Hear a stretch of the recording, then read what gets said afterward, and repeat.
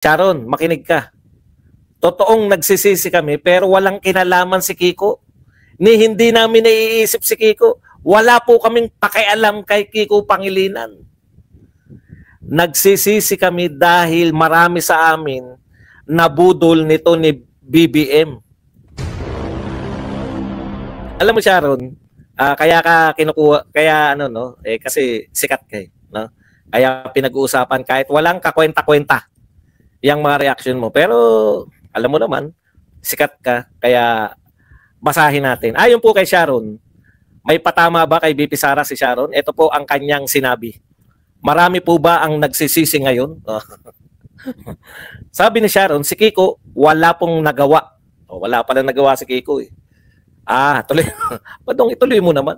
Si Kiko wala pong nagawa. Wala pala nagawa. Tuloy natin. Si Kiko wala pong nagawang masama. Ayun. Wala po siyang ninakaw. Masakit po ba na hindi si Kiko ang naging vice presidente? Marami po ba ang nagsisisi ngayon? Tama po kayo dyan na Miss Sharon Cuneta, Pangilinan. Totoo po. Nahulaan nyo po, marami pong nagsisisi ngayon. Ngayon. Okay, marami pong nagsisisi, pero hindi dahil kay Kiko. Alam mo Sharon, ni sa hinagap, nagsisisi kami, pero ni sa hinagap, ni alalahanin, hindi po namin naisip na nagsisi kami at dahil hindi namin binoto si Kiko. No?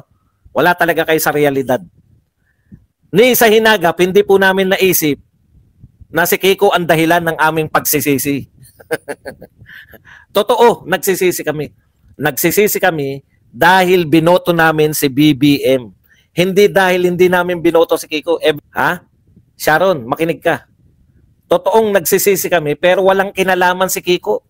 Hindi namin naiisip si Kiko. Wala po kaming pakialam kay Kiko Pangilinan. Nagsisisi kami dahil marami sa amin nabudol nito ni BBM. Nagsisisi kami, actually sinisisi rin namin si BP Sara kasi bakit hindi na lang siya tumakbo? Alam mo yung pagkakataon na sana. Ayan po, talagang sising-sisi kami. Pero malayo po sa hinagap. No, malayo sa hinagap namin na naisip man lang namin o meron man lang kaming hindi po sumagi sa isip namin ni minsan si Kiko Pangilinan. Ang pinagsisisihan po namin hindi po yung pagkakahalal. Sharon, matagal ka sa yung pamilya mo matagal sa politika, no? Tatay mo matagal na mayor. Alam mo na siguro na yung nagpapatakbo sa Pilipinas hindi po yung vice president. Kung mayroon po, no, na sising-sisi po yung mga tao dahil po yung nanalong presidente ay hindi wala po kaming makita na proyekto. Hindi po namin makita na yung mga pinangako niya noon nung mag-eleksyon. Hindi po namin napursi na hindi niya pala tutuparin. Naintindihan mo? Wala sa hinagap na nagsisi kami. Sana binoto na lang natin si Kiko. Hindi po sumagi talaga. Pero biro. Okay. Pagpalagay na natin na yan yung paniniwala mo. Halimbawa lang ha. Ito ang tanong. Kung bang nanalo si Kiko, halimbawa si BP Sara, kung ano man ang imahinasyon mo, ay tinalo ni Kiko. Kasi sa malalayo na ang lalayo na no? Ang layo ng mga senaryo. Halimbawa yung senaryo na nagkaroon bigla ng amnesia yung mga tao, nakalimutan namin si Duterte. Nung eleksyon ng 2022, binoto namin si Kiko dahil sa iyo. Ayaw ko man sabihin Sharon talunan si Kiko bago mo siya napangasawa. Congressman hindi nanalo si Kiko Nung napangasawa mo siya dahil ikaw ay superstar, nanalong senador. Ikaw lang ang dahilan ng pagkapanalo niyan. Anyways, wag na natin. Halimbawa, nakalimutan namin na may Duterte nag-exist. Nagkaroon ng amnesia yung mga Pilipino noong 2022 nanalo si Kiko Pangilinan. Halimbawa na lang, BBM Kiko ang lumabas. Wala bang Martin Romualdez na susulpot? Sa tingin mo ba hindi magiging congressman si Martin Romualdez? Sa tingin mo ba hindi siya magiging speaker? Ang punot dulo ng mga pangyayaring ito kay BP Sara, ang dahilan niyan si Speaker Romualdez. Yung ambisyon ng isang tambaluslos. Yan po yung punot dulo ng dahilan ng kaguluhan sa Office of the Vice President. Wala naman pong nakawan na naganap eh. Inisyuhan lang po ng inisyuhan. Halimbawa si Kiko, sa tingin mo ba hindi gagawin ni Martin Romualdez at ng mga kampo niya yung ginawa kay Sara Duterte? Same lang yan. Si Martin Romualdez pa rin yan. Hindi po si Sara Duterte ang nanggugulo sa Pilipinas.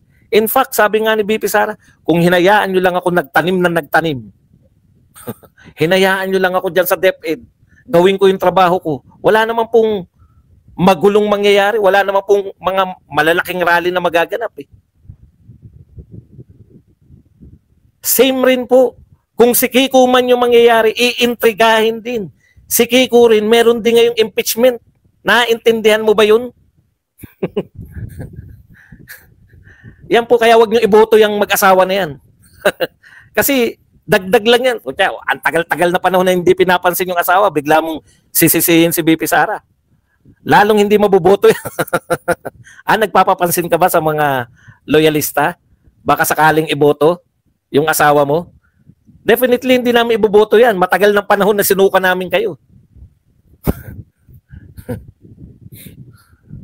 Hindi ko maintindihan kung bakit nyo naisipan na magnanakaw talaga si BP Sara.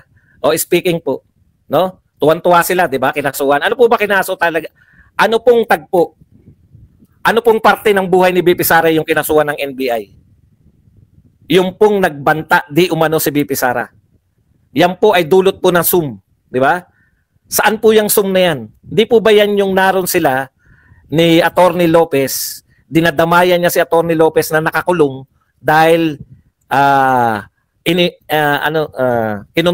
kinontempt po ng mga taga-HOR. Naroon po sa Batasang Pambansa si Zuleika Lopez. Kung hindi ako nagkakamali, correct niyo po kung mali ako. Si Zuleika Lopez po, nakakulong noon, nagpatawag sila ng Zoom meeting at may nagtanong po kay BP Sara.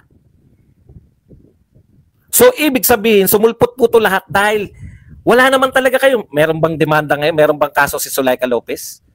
Wala. Wala palang kaso. Bakit nakakulong? Bakit pinakulong nila dati? Nakikita niyo po yung ginagawa nila. Ang ginawa po nila, ginipit nila, hinaharas nila. Kung hindi man direkta si BP Sara dahil hindi nila kayang iharas, pinagtangkaan nila na ilang beses na iharas, pero sila po yung napahiya, stick to the plan sila, hindi nila kinaya si BP Sara, kaya ang sunod nilang taktika, iharas yung mga tauhan ni BP Sara. Badong, ang harsh mo naman magsalita. Paano mo sasabihin hinaras? Hindi po ba harassment yung ginawa nila? Na napakulong nila sa pamamagitan ng contempt yung taong wala naman silang ikakaso?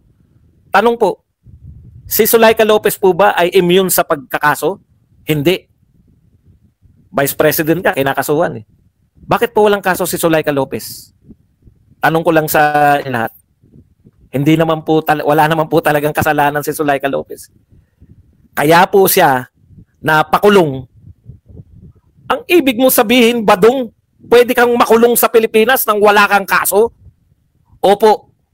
Pag ikaw ay sinintensyahan ng makapangyarihang House of Representatives, makukulong ka kahit wala kang kaso. Real talk po yan. Para galitin si BP Sara at makapagsalita ng mga bagay para may maikaso sila. Tignan po ninyo. Ang kauna-unahang kasong tunay. Tunay na kaso ha. Ang kauna-unahang pong kasong tunay ni BP Sara. Diyan po galing sa sum na yan. Saan ba nagsimula tong mga harassment na to?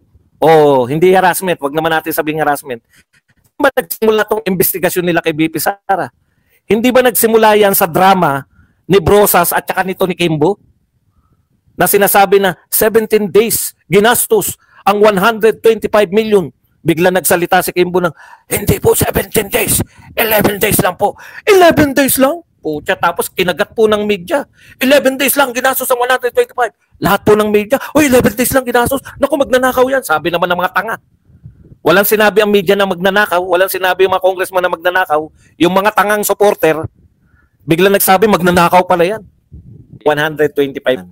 Diyan po nagsimula lahat yan. Ang tanong ko po, ibig sabihin, ang cause po kung bakit po inimbestigahan si BP Sara no? Kung bakit po inimbestigahan si BP Sara dahil po sa 125 na ginastos in 11 days. Wala po talaga lang kaso. Expedition. Hanggang ngayon, tanong ko po sa inyo, may kaso po ba sa 125? Wala po. Lahat po ng ginawa nila, parang panggigipit yan yung ilalabas mo yung yung kung ikaw salbahe, baka makapagsalita to ng mga hindi maganda, magkakaroon tayo ng kaso. 'Di ba? Yun nga po yung sinabi natin. Yun po yung dahilan kung bakit po may kaso si BP Sara. Yung reaction po sa ginagawa nilang continuous harassment sa pamilya niya.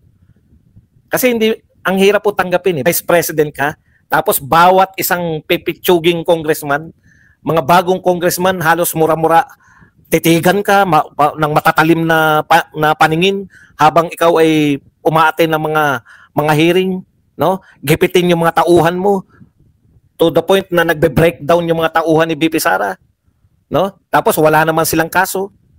'Di ba? Ang dami na po nag-breakdown pero wala silang kaso lahat. Ibig sabihin, talagang lang, no? Ipapakita namin sa baka bumigay to. Makapagsalita to ng mga salitang pwede na natin siyang kasuhan. Tingnan po ninyo. Ano po yung kaso niya sa NBI? Yung po yung sinabi niya na pag ako ay ginurgur ng mga to, meron na akong kinausap. Meron na akong John Wick. Yun talaga, sa simula't-simula pa, yung kanila, yun po yung stick to the plan nila. Galitin nyo. Dahil once na magalit yan, mananapak yan, may kaso na tayo. Once na magalit yan, magmumura yan, mumurahin tayo, magsasalita yan na hindi maganda, may kaso na tayo.